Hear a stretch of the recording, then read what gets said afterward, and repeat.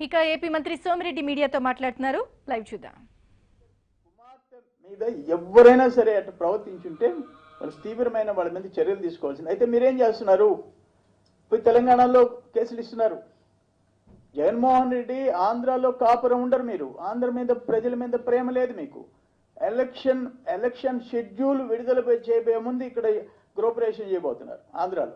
ఇప్పుడు దాకా ఆంధ్ర లేదు, తెలంగాణ, కర్ణాటక. మీకు ఎట్టొస్తుంది ఆంధ్ర ప్రజల మీద ప్రేమ?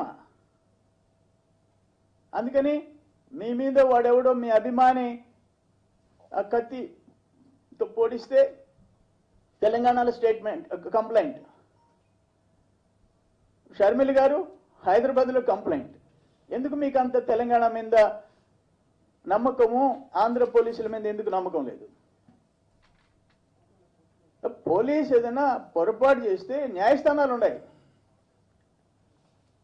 కానీ ఆంధ్రప్రదేశ్ మీదనే, ప్రభుత్వం మీద, పోలీసుల మీద ఎవరి మీద నమ్మకం లేదు. మాకు తెలంగాణ మీద, కేసీఆర్ మీద, కేటీఆర్ మీద నమ్మకం ఉందంటే ఇంకా మీ ఇష్టం. ఆంధ్రప్రదేశ్ ప్రజలు కూడా ఆలోచిస్తారు. ఇది ఎక్కడిది అంటా నేను. నిన్నటి దాకా మేము చెప్తానే ఉన్నాం, అయ్యా కేసీఆర్, టీఆర్ఎస్, వైసీపీ వాళ్ళిద్దరూ మోడీ గారి నాయకత్వంలో కలిసి ఉండారు వాళ్ళు అని చెప్పి మేము చెప్తానే ఉన్నాం. అదే నిజమైంది. ఈరోజు ఎలక్షన్లు అయ్యేంత వరకు హోదా ఇచ్చేదానికి లేదు. కవిత గారు కోర్టులో పిటిషన్ వేస్తారు, 7 మండలాల మీద పిటిషన్ వేస్తారు. పోలవరం పూర్తి అయ్యేదానికి లేదు. ఎనర్జీ డిపార్ట్మెంట్ 5,000 కోట్లు ఇవ్వాల్సి ఉంటే ఇచ్చేది లేదు. ఆస్తుల పంపకం జరిగేది లేదు. ఒక్కసారి ఆంధ్రప్రదేశ్ మీద ప్రేమ వచ్చిందా? ఫెడరల్ ఫ్రంట్ డ్రామాతో ఫెడరల్ ఫ్రంట్కి ఫ్రంట్ లేదు, బ్యాక్ లేదు. ఎక్కడుంది ఫ్రంట్? ఎవరు మీకు మద్దతు ఇచ్చేవాళ్ళు? జగన్మోహన్ రెడ్డి, కేసీఆర్ గారు, మోడీ గారి నీడలో. అంతమించి ఏంటి మీ రోల్ ఏంటి దేశంలో? నిన్నగాక మొన్న కేసీఆర్ గారు మోడీ గాడు అని చెప్పేసి మాట్లాడినాడు. మళ్ళీ మోడీ గారి దగ్గరికి పోయేసేసి సాష్టాంగం చేసి వచ్చారు. ఇప్పుడు జగన్మోహన్ రెడ్డిని, రాజశేఖర్ రెడ్డి గారిని ఎటువంటి భాష కేసీఆర్ గారు, వాళ్ళ కుటుంబం, ఆంధ్ర వాళ్ళని ఎన్ని భాష మాట్లాడారు మీరు? ఈరోజు ఆంధ్రలో పుట్టిన వాళ్ళందరూ రాక్షసులని మాట్లాడినారు. మీరు వచ్చి ఈరోజు ఆంధ్ర మీద ప్రేమ చూపిస్తానంటాం. మీరు ముందు ఇష్యూస్ అన్ని సెటిల్ చేయండి. ఆస్తుల పంపకం దగ్గర నుంచి ఏది జరగనిచ్చారో చెప్పండి. ఈరోజు హైదరాబాద్ మీకు బంగారు బాత్ మీ చేతిలో పెట్టొచ్చాం, అయినా మీకు సంతోషం లేదు. నిన్న ఎలక్షన్ అయ్యేంత వరకు హోదా స్టేట్మెంట్ విరమించుకుంటే తప్ప తెలంగాణలో అడుగు పెట్టేదానికి లేదని చెప్పి హరీష్ రావు గారు స్టేట్మెంట్ ఇచ్చి, సోనియా గాంధీ, రాహుల్ గాంధీ రావడానికి లేదని చెప్పి ఈరోజు ఎలక్షన్ అయిపోయిన తర్వాత ఒక్కసారి ప్రేమ పుట్టుకొని వచ్చింది. ఏదేమైనా ఈరోజు రాష్ట్రంలో ఎవ్వరు ఊహించని అభివృద్ధి జరుగుతుంది. అందుకని చూసి ఓర్చుకోలేకపోతున్నారు. మోడీ గారు ఓర్చుకోలేకపోతున్నారు, కేసీఆర్ గారు ఓర్చుకోలేకపోతున్నారు. దీనికి ఆటంకం కలిగించాలా? నాడు దేంట్లో మీరు తెలంగాణలో దేంట్లో ఉండారు ముందు అంటే ఆత్మహత్యల్లో ఉండారు. 4,000 చిల్లర ఆత్మహత్యలు 400 సంవత్సరంలో జరిగినాయి. సో ఆంధ్రప్రదేశ్లో కూడా జరిగినాయి. దాదాపు 370 నుంచి 400. దానికి కూడా మేము బాధపడుతున్నాం. మీ దాంట్లో 4,000 మంది మీరు వచ్చి మా గురించి మాట్లాడతారు, బీసీల గురించి ప్రేమ చూపిస్తారు. మాకు బీసీ డిప్యూటీ సీఎం ఉన్నాడు, బీసీలో ఫైనాన్స్ మినిస్టర్ బాబు గారు ముఖ్యమంత్రి గారి తర్వాత కీలక పాత్ర పోషించే వాళ్ళు ఇద్దరు వాళ్ళే. మేము ఆల్మోస్ట్ 40,000 కోట్లు బీసీల కోసం ఖర్చు పెడితే మీరు 17,000 కోట్లు ఖర్చు పెట్టారు. మీరు బీసీల గురించి తెలుగుదేశం పార్టీకి నేర్పిస్తారా? తెలుగుదేశం పార్టీ చంద్రబాబు నాయుడు గారి గురించి లిటరేచర్ తయారు చేసి, చంద్రబాబు నాయుడు గారి గొప్పతనం గురించి, ఆయనకుండే అనుభవం గురించి, తెలుగుదేశం సిద్ధాంతాల గురించి చంద్రబాబు నాయుడు గారి లీడర్షిప్లో లిటరేచర్ తయారు చేసి పుస్తకాలు ప్రింటింగ్ చేయించి ట్రైనింగ్ క్లాసులు తీసుకున్న కేసీఆర్ గారు ఈరోజు ఆయన ఏది నోటికి వస్తే అది మాట్లాడే పరిస్థితి. సో ఇద్దరు చంద్రబాబు మీద ద్వేషం, చంద్రబాబు మీద అసూయ. ఈరోజు జగన్మోహన్ రెడ్డి గారికి ఇక్కడ తీసుకున్న నిర్ణయాలు, రైతుల విషయం, ఇప్పుడు దాదాపు 10,000 కోట్లు రిలీజ్ చేయబోతున్నాం. 4th and 5th installments and input subsidy అంతా, రైతులకి 9 గంటలు పవర్ ఇస్తున్నాం. రైతుల విషయంలో ఇన్పుట్ సబ్సిడీలు కేంద్రం తెలంగాణల కంటే అబ్నార్మల్గా పెంచి ఇస్తున్నాం ఈ 4.5 సంవత్సరం. మార్కెట్ ఇంటర్వెన్షన్లో ఇప్పుడు కూడా తడిచిన ధాన్యం కేంద్ర ప్రభుత్వం నిర్లక్ష్యంగా పెతాయ్ తుఫాన్లో తడిచిన ధాన్యం కొనుగోలు చేయమంటే మేము కొనము అని చెప్పేశారు. అందుకే 21వ తేదీ నేను పుల్లారావు గారు కొంత రైతు సంఘాలతో కూడా పోతున్నాం. ఇప్పుడు 4 గంటలకు మీటింగ్ పెట్టాం, ఢిల్లీకి పోతున్నాం. అటువంటి ఇష్యూస్ మాట్లాడండి. టైట్లీ సైక్లోన్ వచ్చింది, 15 రోజుల్లో పే చేశాం.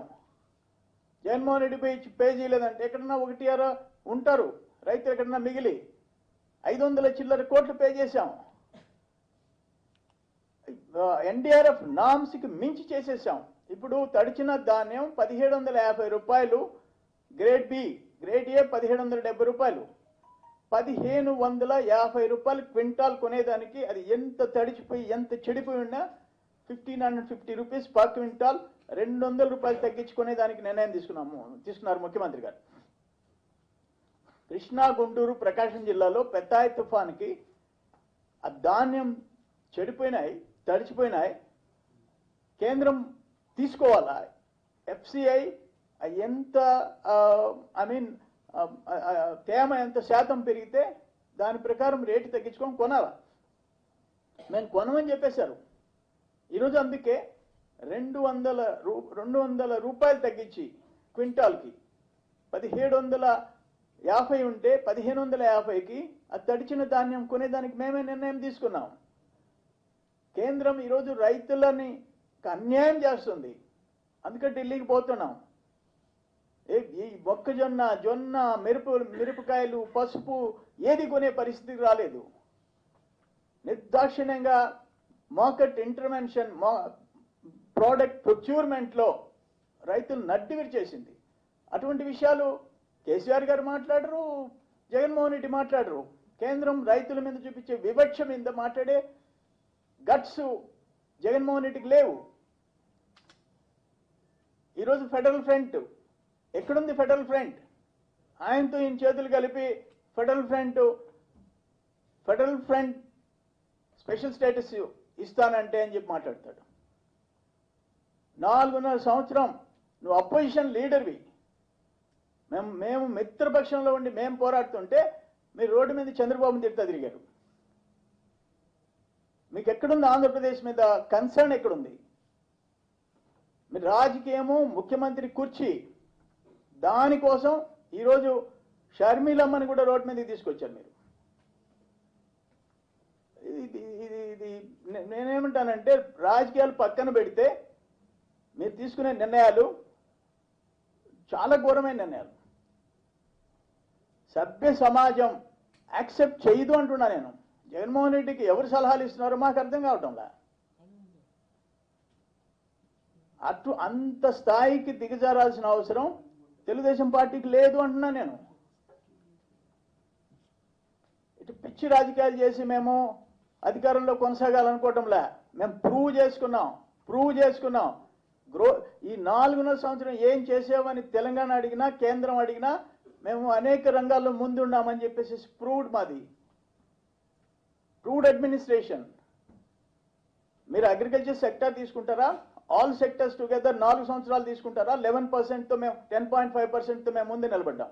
అగ్రికల్చర్లో 11%తో మేము ముందు నిలబడ్డాం. అనేక రంగాల్లో మేము ముందున్నాం. మీరు అక్కడ హైదరాబాద్ పెట్టుకొని మీరు విపరీతంగా మీరు అప్పులు చేశారు. లోటు బడ్జెట్ పెట్టుకొని మీకంటే మేము తక్కువ అప్పులు చేశాము. It's a clear example. అడ్మినిస్ట్రేషన్కి మీకు మాకు తేడా.